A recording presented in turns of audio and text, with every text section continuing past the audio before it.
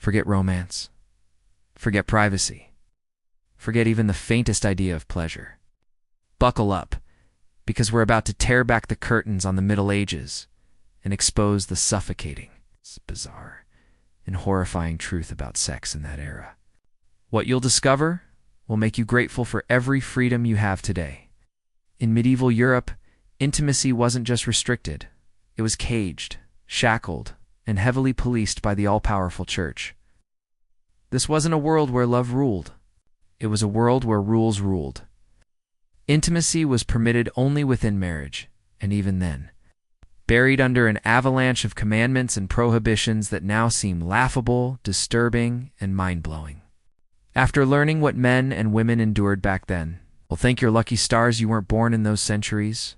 Medieval society fascinates us because it feels both alien and familiar. Our modern world directly descends from theirs. Yet the way they lived, especially in matters of the flesh, was wildly different. And at the heart of it all stood one authority: the church. Forget secular laws. Forget personal choice. If it concerned your body or your bedroom, the church dictated the rules, backed by endless laws, punishments, and sermons. Imagine being banned from sex not only on Sundays, but also on Thursdays and Fridays. Imagine being forced into months-long periods of abstinence before Christmas, during Lent, and around Pentecost. Nearly half the year was off limits, and even if you managed to find a permissible day, privacy was almost impossible. Poor families crammed into tiny homes where children, relatives, and sometimes strangers shared the same bed. Even the rich weren't much better off. Their servants often slept just a few feet away. Couples desperate for a moment of intimacy resorted to fields, alleys, vacant houses, even churchyards. Royals took it further. Kings consummated marriages in public to prove heirs were legitimate.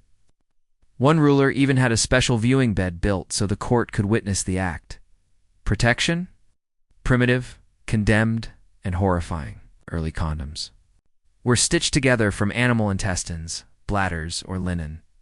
They were crude, uncomfortable, and worst of all, reused. The church considered them sinful, yet people still relied on them to avoid terrifying diseases that ravaged entire communities. The deeper problem was belief itself. Sex was branded as inherently sinful. You could do it, but only for babies never. For pleasure, if you enjoyed it, you were sinning. Women were treated as passive vessels, yet paradoxically portrayed as dangerously lustful in countless sermons and stories. Virginity became an obsession, a spiritual badge of honor, where even a stray thought could stain your soul. If you lost it, you could earn it back in heaven through repentance, a bizarre celestial reset button. As for same-sex attraction, it existed then, just as it does today, but the punishments were brutal: exile, stoning, even burning. Fear was constant. Medicine wasn't much kinder. Doctors believed too much sex drained the body's vital fluids and caused death.